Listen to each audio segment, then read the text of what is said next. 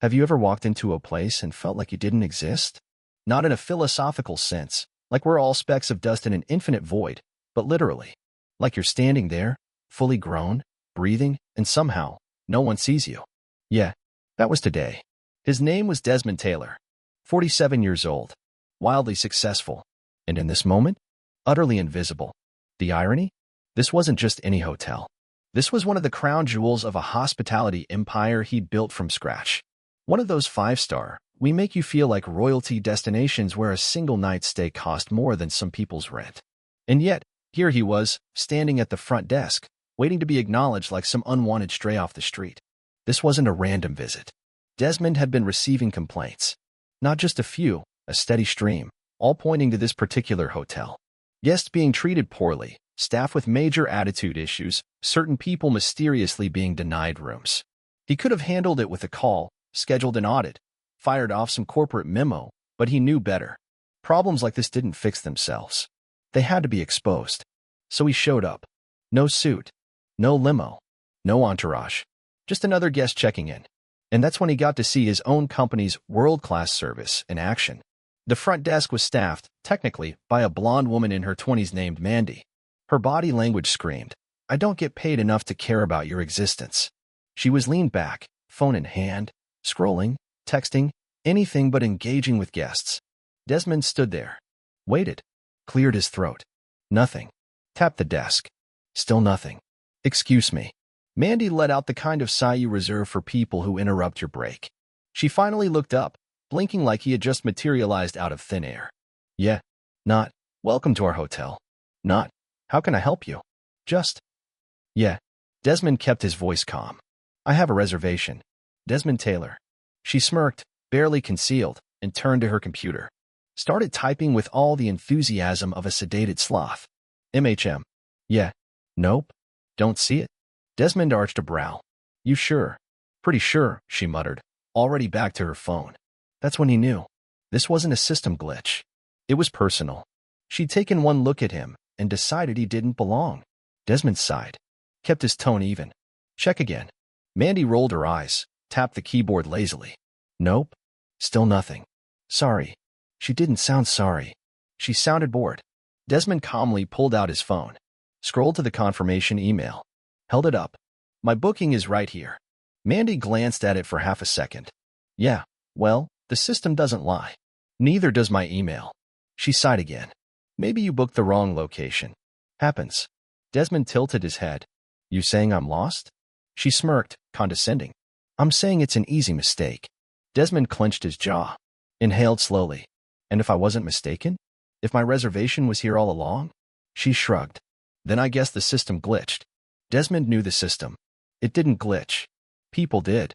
So he pulled out his second phone, the one with full access to the internal system, typed in his credentials. There it was. Reservation, confirmed. Then he checked the activity log. Reservation, deleted. Deleted by Mandy, front desk clerk. Bingo. He looked up at her name tag. Mandy.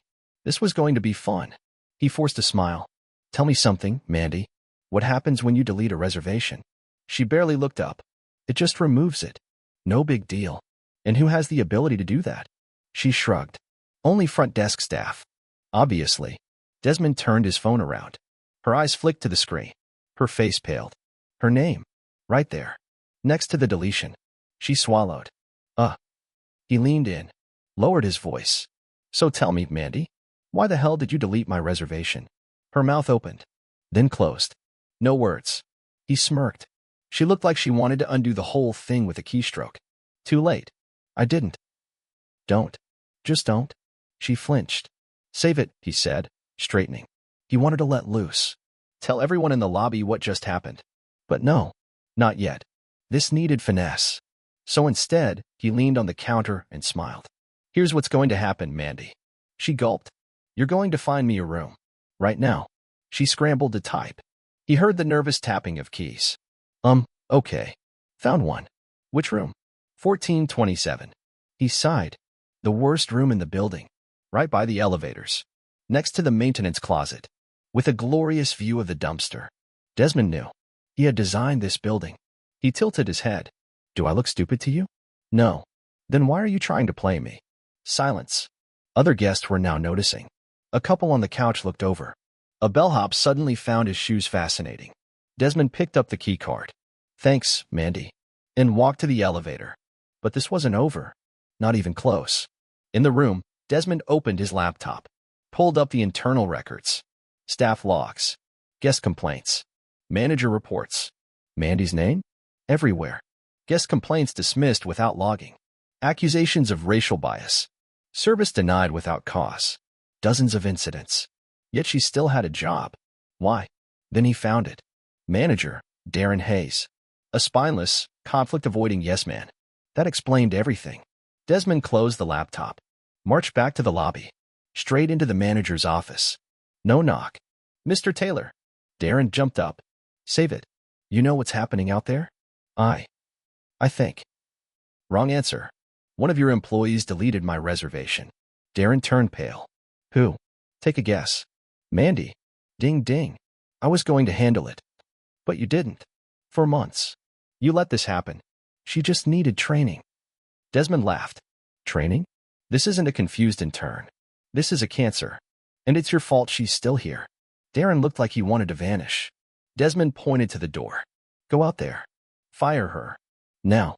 Darren blinked. Now. Now. And so, 2 minutes later, the lobby watched as Darren fired Mandy. She cried.